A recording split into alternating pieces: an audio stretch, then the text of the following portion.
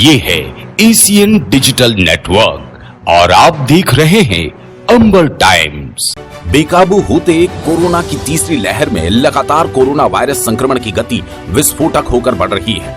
विगत 3 दिनों से लगातार पॉजिटिव मरीजों की संख्या सैकड़ा पार कर डरावनी होती जा रही है। कोरोना पॉजिटिव मरीजों में अब बच्चे और वृद्धजनों की भी संख्या बढ़ती जा रही है। सोमवार को आई जांच रिपोर्ट में 108 महिला पुरुष संक्रमित हुए जिनका उपचार किया जा रहा है, जबकि स्वस्थ होने के उपरांत 44 मरीजों को डिस्चार्ज किया गया।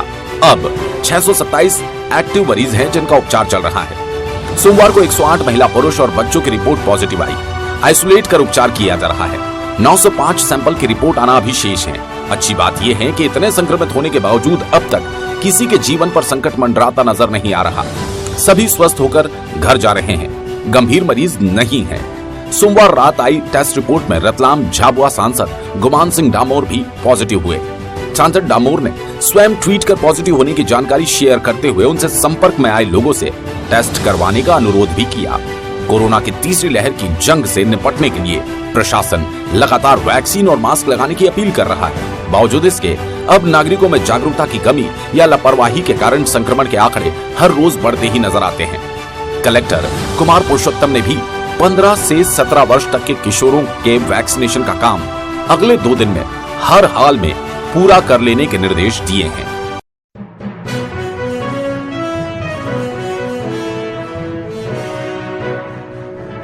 शहर की पंगु होती यातायात व्यवस्था का खामियाजा जनता को ही भुगतना पड़ रहा है।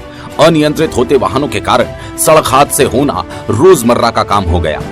सोमवार देर शाम शहर में अलग अलग हादसों में 3 लोग घायल हो गए, जिन्हें उपचार के लिए जिला अस्पताल में भर्ती करवाया गया।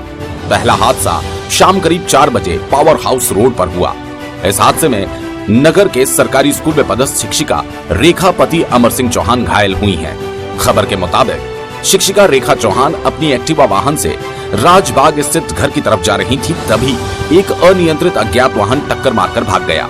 मामले की जानकारी देते हुए पति अमर सिंह ने बताया, आपका अमर सिंह चौहान, क्या किनका एक्सीडेंट हुआ है? रेखा चौहान का हुआ है, शिक्षिका है, मैं मिसेस, और ये स्कूल से 4 बजे लौट रही थी। 4:30 बजे के लगभग 2 गति चौराहे पे पीछे एक बाइक सवार आया जो मटर का ठेला उसकी गाड़ी में बना हुआ था, और एकदम पीछे से इतनी तेज़ गति से निकाला जिससे ओवरटेक करने में उसको टक्कर मार दी, जिससे वो डिवाइडर पे जा टकराई और गिर गई।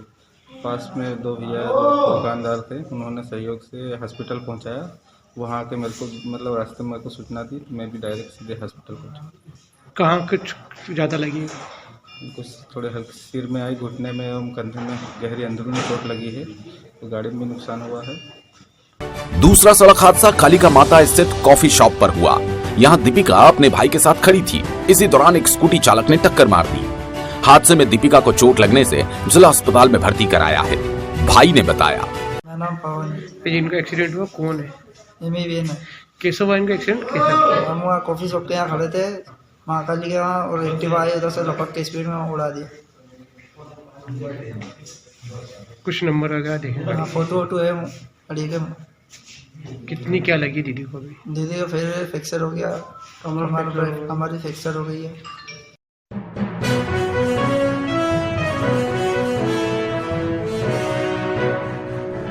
शहर की बिगड़ती सफाई व्यवस्था पटरी पर आने का नाम ही नहीं ले रही।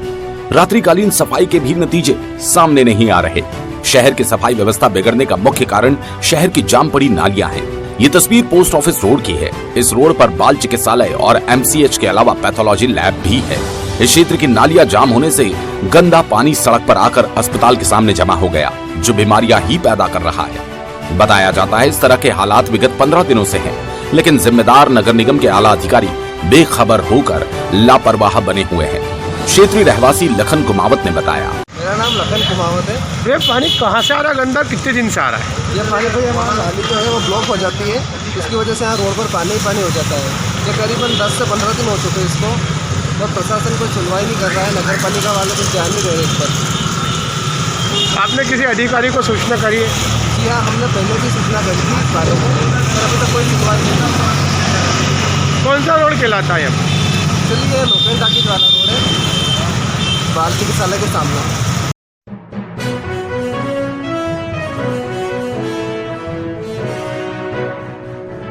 एसपी कार्यालय में सोमवार को हुई क्राइम मीटिंग में डीआईजी सुशांत सक्सेना, एसपी गौरव तिवारी ने पुलिस कार्यों की समीक्षा कर सुधार करने के निर्देश दिए।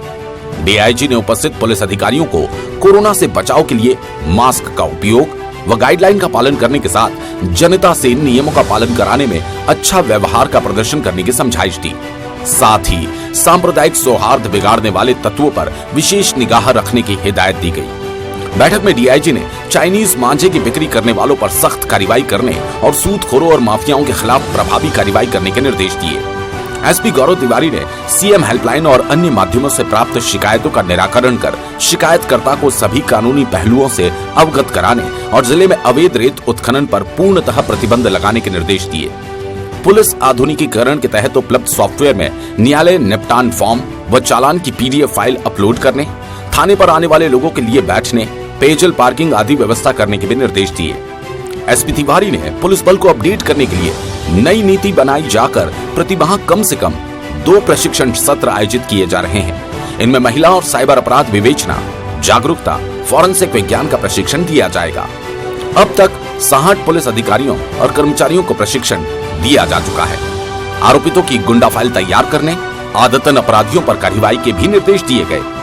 जिन विवेचकों के अपराधों में आरोपितों को अग्रिम जमानत का लाभ मिला है, उनमें विवेचकों की लापरवाही मानते हुए 26 अधिकारियों को कारण बताओ नोटिस जारी किए गए। भी आज रखा हम लोगों ने इसलिए मैंने समाधान सबके निकाल कर, लेकिन आने वाली जो चुनौतियां हम लोगों के समक्ष है सर, एक तो कोविड को लेकर जिस तरह से तेजी से फैल रहा है, किस तरह अपने स्टाफ को भी बचा के रखा जाए। लगभग देखा जाए आज की स्थिति में तो रतलाम जिले में भी 8 के आसपास पुलिस अधिकारी कर्मचारी हैं जो कोरोना पॉजिटिव हैं और अभी हालांकि सभी की स्थिति ठीक है, सभी होम क्वारंटाइन है, लेकिन किस तरह अपने को बचा के रखना है और स्टाफ को किस तरह बचा के रखा जाए, ये एक चुनौती है। और आने वाले टाइम पर सर जो उसको लेकर विभिन्न गाइडलाइन है गवर्नमेंट के, चाहे वो नाइट कर्फ्यू को लेकर हो, लॉकडाउन को लेकर हो, या फिर किसी प्रकार के रैली जुलूस आदि न हो, आयोजित बड़ा जमावड़ा न हो, शादी विवाह आदि में जो संख्या निर्धारित की गई है 250 उससे अधिक का गैदरिंग न हो, इन चीज़ों को इन्फोर्स करा पाने में हम लोग के लिए एक चुनौती है। साथ ही साथ लोग जो पब्लिक है वो मास्क का प्रयोग करें और सोशल डिस्टेंसिंग आदि का पालन करें।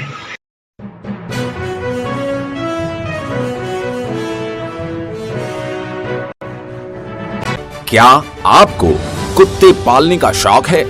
तो अब कुत्ता पालने से पहले मंजूरी लेना होगी। इतना ही नहीं, अगर पहले से कुत्ता पाला हुआ है तो इसके लिए बकायदा तय राशि चुकाकर लाइसेंस लेना होगा। ये निर्णय मध्य प्रदेश के रतलाम शहर में निगम ने लागू कर दिया है। मध्य प्रदेश का रतलाम पूरे राज्य में डॉग बाइटिंग के मामले में दूसरे नंबर पर है। शहर में नगर निगम सीमा में अब 2 से अधिक कुत्ते एक घर में पालने पर रोक लगा दी गई है। इतना ही नहीं, कुत्ता पालने से पहले नगर निगम में पंजीयन करवाना होगा। पंजीयन के लिए प्रति कुत्ता 1000 पंजीयन शुल्क और 500 रुपए प्रति कुत्ता लाइसेंस का नवीनीकरण शुल्क लगेगा। निगम आयुक्त सोमनाथ झारिया के मुताबिक नगर पालिक निगम अधिनियम 1956 की धारा 356 के तहत नगरीय क्षेत्र में निवासरत ऐसे नागरिक जो कि अपने घरों में कुत्ते पालते हैं, उन्हें अब कुत्ते पालने के पूर्व पंजीयन कराना अनिवार्य होगा। नगरीय क्षेत्र अंतर्गत कुत्ते पालकों द्वारा अपने कुत्ते को गले में बिना पट्टा डाले अथवा अन्य चिन्हों के बिना आवारा कुत्ते की भांति छोड़ दिया जा रहा है, जिससे आम नागरिकों में भय का वातावरण निर्मित होता है। ऐसे में कुत्ते मालिकों के लिए नगर पालिक निगम अधिनियम के तहत पंजीयन अनिवार्य किया गया। कुत्ते पालकों को नगर पालिक निगम के स्वास्थ्य विभाग अंतर्गत लाइसेंस शाखा में प्रति कुत्ता पंजीयन शुल्क ₹1000 और लाइसेंस शुल्क ₹500 प्रति कुत्ता तथा लाइसेंस नवीनीकरण हेतु प्रति वर्ष ₹100 जमा कराना होगा। कुत्ते पालकों को अधिकतम 2 कुत्ते पालने की मंजूरी रहेगी।